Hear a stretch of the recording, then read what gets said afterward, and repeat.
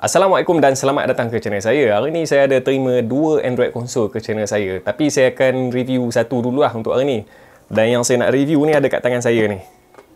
Retroid Pocket Flip 2. Jadi saya review ni dulu sebab sebenarnya saya memang sangat rindulah dengan Android konsol jenis Flip ni. Sebab Android konsol jenis Flip ni dah lama dah kita tak tengok. Last yang keluar masa tahun 2023 daripada Paukidi satu, daripada Retroid sendiri satu.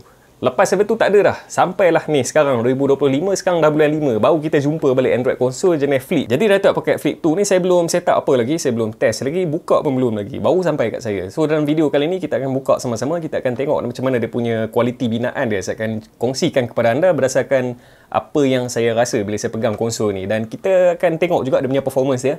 Saya akan test dalam beberapa game lah, untuk game emulator seperti emulator PS2 dan game Android pun saya akan test juga, dan saya akan cuba tekan habis dia punya performance dia. Saya akan naikkan grafik dia punya grafik setting dia setinggi mana dia boleh capai, dan kita akan tengoklah sama-sama macam mana dia punya kemampuan dia.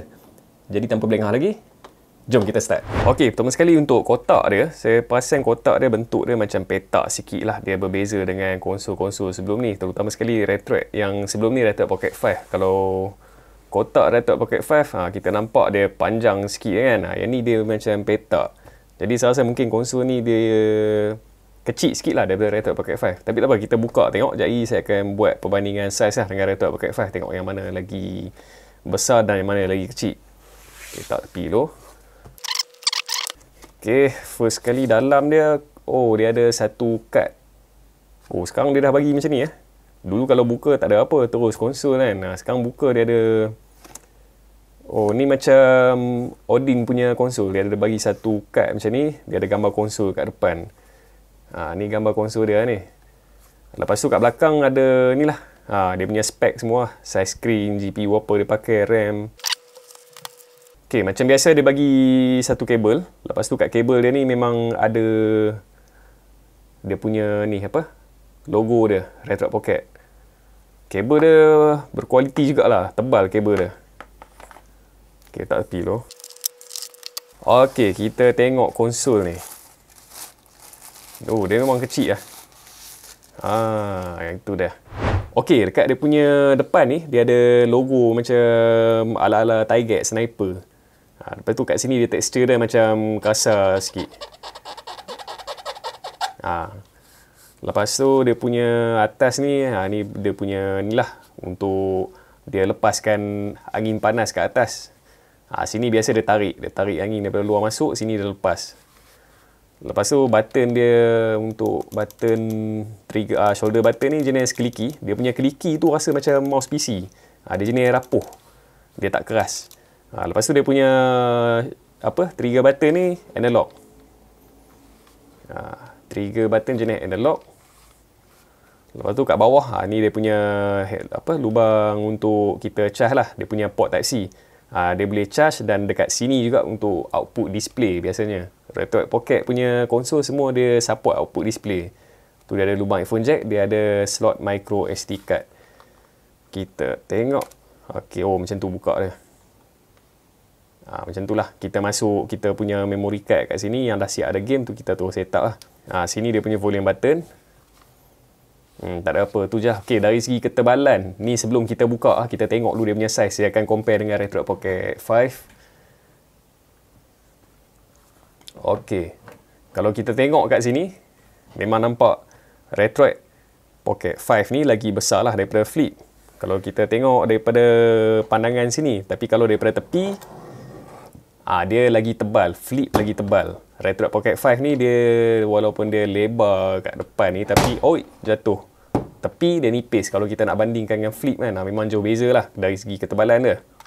Okey, kita tengok dulu dia punya level untuk kita buka. Kalau daripada sini, dia akan stop sini. Dia ada macam clip. Kita rasa tak dia akan sangkut kat sini. Tapi kalau kita push lagi, ni maksimum lah, maksimum. Dia akan sampai takat ni lah. Kalau tak silap saya dulu, Flip 1 dulu, dia takat ni. Kalau kita push lagi, patah terus kat sini. Ini tak. Yang ni dia bagi lebih lagi. Screen dia pun kat sini kita nampak dia full lah. Dia tak macam siri sebelum ni. Keselesaan lah setakat ni kan. Untuk first time saya pegang ni, bagi saya kedudukan dia punya trigger, Dia punya trigger ni dengan dia punya jarak dengan analog ni bagi saya okey. Kalau saya letak tangan macam ni kan, saya pegang macam ni saya rasa okey je untuk guna. Dia punya kedudukan D-pad dengan ADYX tu, saya okey. Satu kan, saya tentang kedudukan analog dan D-pad ni, saya sangat suka bentuk dalam V-shape macam ni. Sebab dia, bila kita pegang ni, katakanlah kita guna analog dan kita nak guna ADYX dengan D-pad, kita cuma alih macam tu je.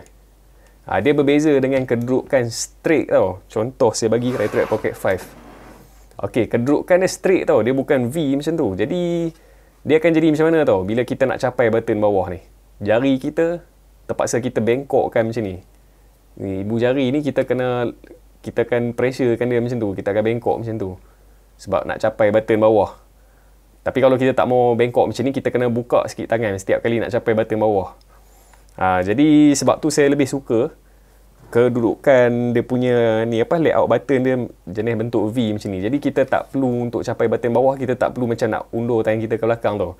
Kita just tolak jari kita ke depan sikit kita dah boleh capai dah kat bawah ni. Okey, jadi saya akan on dulu, kita tengok macam mana.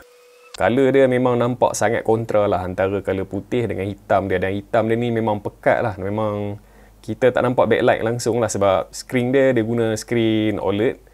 So screen OLED ni memang kita tahu lah dia tak pakai backlight. Okey, dah start dah. Okey, ni kena set up dulu ni. Next. English. Next. Next. Okey, ni kena connect dengan internet. Next. Skip dulu. Ni kita kena set dia punya jam. Next. Next. Okey, dia bagi siap dah apps. Tapi biasanya apps yang dia bagi ni, dia tak up to date lah. Complete start. Next. Okey, dah start dah. Jadi macam ni lah rupa dia. Yang ni sebab dia Android kan. Jadi Android ni saya rasa tak asing lah bagi semua orang kan. Dia ada Play Store, ada Google, Chrome. Semua benda-benda Android lah. Kalau kita scroll macam ni, dia ada drawer dia. Dia punya brightness. Okey, brightness dia, wah sangat terang lah. Memang terang. Anda boleh nampak kot. Macam dalam video, anda tak nampak dia punya actual brightness lah. Tapi dekat, bila ada depan mata, memang nampak terang. Sebab dekat atas ni, anda nampak reflection ni, ada lampu tau. Lampu ni memang terang. Tapi saya still boleh nampak dengan jelas. Bermakna brightness dia memang terang lah. Okay, jadi sekarang ni kosong, tak ada apa lagi. Jadi saya akan login saya punya Google account. Dekat Play Store ni saya login, lepas tu saya akan download lah game-game Android yang berat untuk saya tunjuk kepada anda. Bila saya guna high setting, macam mana smooth tak dia punya gameplay. Lepas tu saya akan masuk juga emulator game macam PS2 dan saya akan tengoklah macam mana dia punya performance boleh pergi setakat mana, berapa apps dia boleh pergi. Okay, jadi lepas saya akan set up dulu, jadi kita jumpa balik. Okay, sekarang saya dah login saya punya Google account dekat saya punya Google Play Store dan saya dah download lah benda-benda yang penting lah yang saya akan nak share dalam video kali ni, macam game Android. Kat sini anda boleh nampak semua game Android yang saya dah download lah. Tapi saya akan test game yang berat lah macam Genshin Impact ataupun Wuthering Waves. Dan saya akan letak high setting tengok macam mana. Dan untuk emulator saya dah masuk dah semua. Tapi yang saya cuma masukkan game cuma PS2 punya emulator lah. Yang lain saya tak set up apa lagi. Dan dalam video ni pun saya akan share dua lah. PS2 dengan game Android lah. Tengok macam mana dia punya performance. Saya akan cuba push setinggi yang boleh dari segi grafik setting untuk tengok dia boleh tahan setinggi mana dia punya setting grafik untuk model kali ni. Jadi kita akan start dengan PS2 dulu, PS2 emulator. Kita akan start dengan, saya akan cuba dalam 2 game lah. Dan dah semestinya lah game yang berat. Jadi untuk first kali, saya rasa saya akan try Need for Speed Most Wanted. Yang tu banyak game emulator konsol dalam kelas pertengahan, banyak yang struggle lah untuk game Need for Speed tu. Kita akan tengok dalam ni. Okay, sekarang ni 1Hz resolution. Dan untuk 1Hz ni, nampak dia masih okey lagi, tak nampak lag ke apa, belum nampak lagi lah. Dan saya tak rasa dia akan ada lag lah untuk 1Hz. Ada rater sebelah dia pun kita nampak okey lagi, tak nampak ada sebarang lag lah kat sini. Okey, jadi kita akan naikkan sikit kepada sekarang 1, saya akan naikkan kepada 1.2, saya langkau terus lah 1.5, tengok. Kalau okey kita akan pergi pada 2.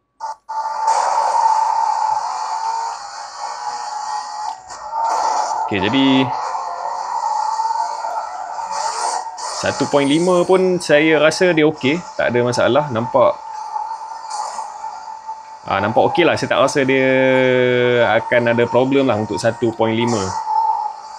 Okay, kita akan pergi pada, saya up lagi kepada, saya naikkan lagi kepada, saya rasa 2 terus lah. Kita naik 2, tengok macam mana. Okey ke tak okey. 2 pun masih okey. Ada sikit. Tapi sikit lah. Dia okey balik. Ada sikit.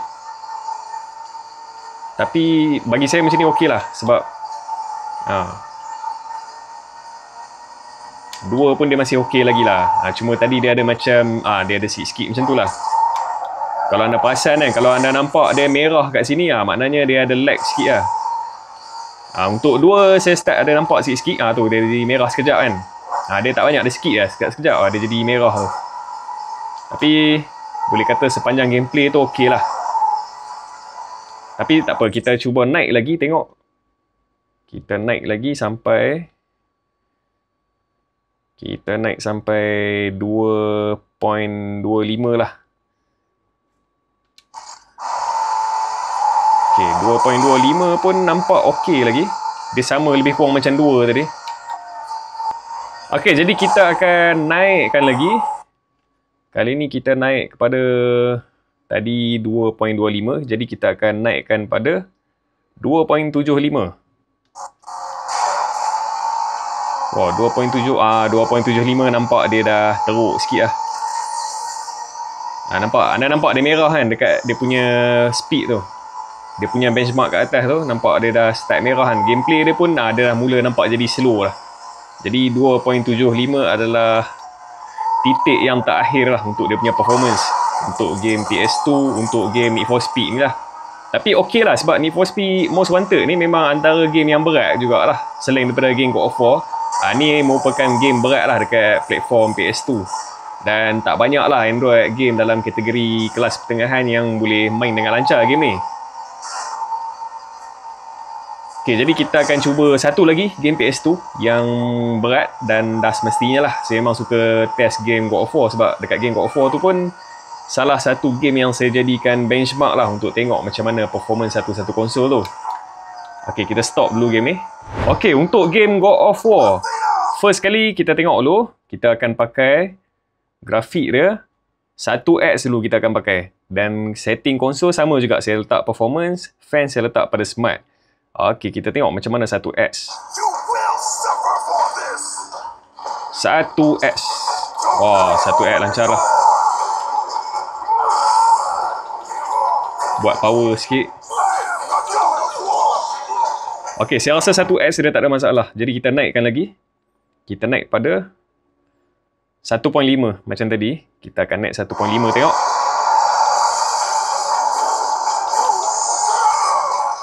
Ah, 1.5 dia ada sikit. Dia ada sikit, dia jadi merah sekejap. Tapi sekejap tadi. Okay, tak apa, kita naikkan lagi, tengok macam mana. 1.5 saya terus naik ke 2 lah. Okay, 2 kita tengok macam mana.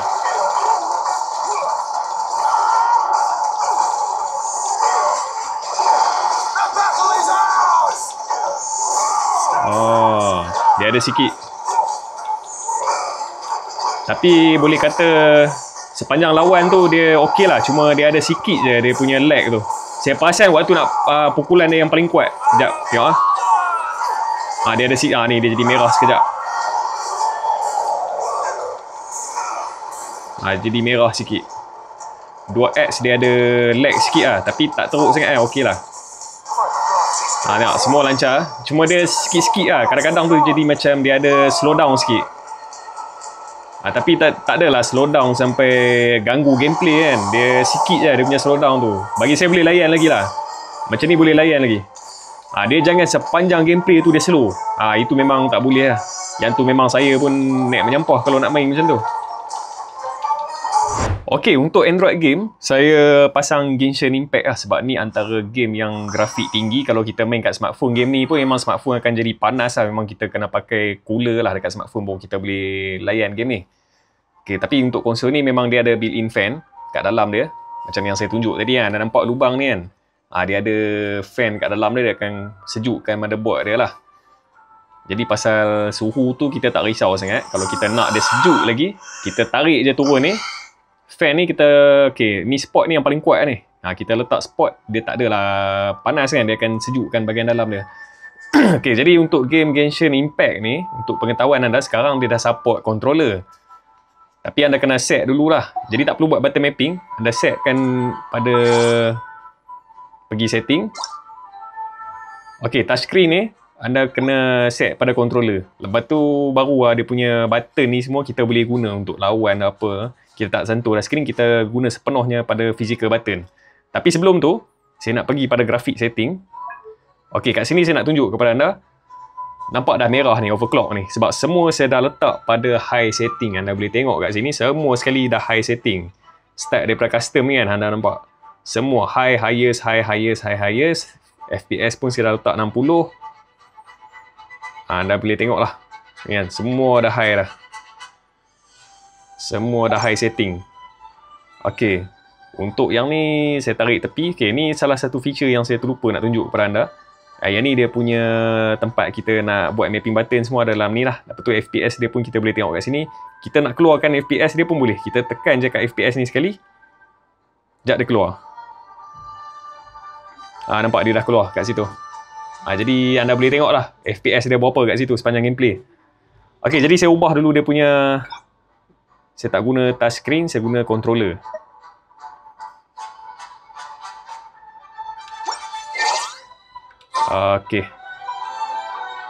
Itu dah. Sekarang 43 FPS. Jadi kita lawan dulu 39.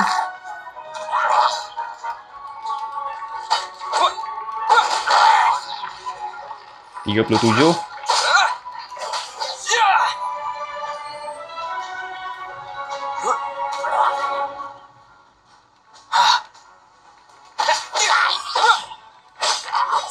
34.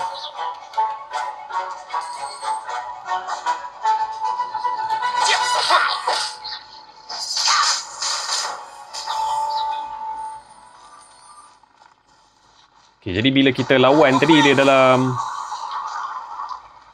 30 FPS lah. 34, 40 macam tu lah. Sekitar tu lah FPS dia. Untuk pendapat awal saya tentang Retroid Pocket Flip 2 ni, dari segi performance dia memang sangat sebab game yang saya test tadi, Need for Speed Most Wanted tu, sebelum ni lah, tahun lepas, boleh kata semua kelas pertengahan punya konsol tak boleh nak main dengan lancar lah. Game tu memang lag teruk lah, memang slow gila lah. Kita tak boleh nak tinggikan lagi resolution dia. Kita guna 1X pun dah banyak lah sangkut-sangkut, dia jadi lag. Memang tak boleh, senang cerita tak boleh main lah game Need for Speed Most Wanted tu untuk konsol yang sebelum-sebelum ni, yang tahun lepas. Lepas tu untuk dia punya kualiti binaan, dia punya texture body ni satu benda yang saya sangat suka tentang Retroid. Dia guna texture body yang memang tak akan lekat cap jari. Bukan baru tau, sebenarnya daripada model dulu, daripada model Retroid Pocket 3 dulu. Memang dia punya body dia tak lekat cap jari. Dia guna texture macam mana tau, nak kata kasar sangat tak, tapi dia punya mate tu memang takkan lekat. Ada setengah konsol texture dan mate tau, tapi kita pegang dia tak nampak comot. Yang ni tak. Retroid Pocket ni memang konsol dia memang tak akan nampak comot bekas kita pegang semua. Kemudian benda yang saya suka tentang Retroid Pocket Flip ni adalah sebab dia flip lah. So bila mana dia flip ni, kita tak risau tentang screen dia. Kalau kita nak bawa ke mana-mana ke, tak perlu nak masuk ke dalam case ke apa ke, sebab screen dia kat dalam. Screen dia kat dalam. Bila kita tutup, terkena apa impact depan ke belakang ke, kita tak risau sebab memang selamat. Jadi saya akan guna dulu Retroid Pocket Flip 2 ni dalam masa beberapa hari sebagai saya punya primary console lah, dan saya akan test lah semua sekali, daripada streaming sampai ke emulator yang ringan, yang berat, termasuk emulator pun saya akan test juga. Dan saya akan datang balik pada video yang kedua untuk Retroid Pocket Flip 2 ni, dan saya akan cerita segala detail yang patut anda tahu tentang Retroid Pocket Flip 2 ni. Jadi saya rasa untuk video ni setakat ni sajalah perkongsian saya, dan kalau anda rasa berminat dengan Retroid Pocket Flip 2 ni, link saya dah sediakan dekat bawah. Jadi seperti biasa, sekiranya anda rasa video saya memberi manfaat kepada anda, jangan lupa subscribe dan tekan butang loceng yang ada kat sebelah dia agar anda dapat notifikasi pada video-video yang terbaru daripada channel saya. Sehingga berjumpa lagi di video akan datang. Bye!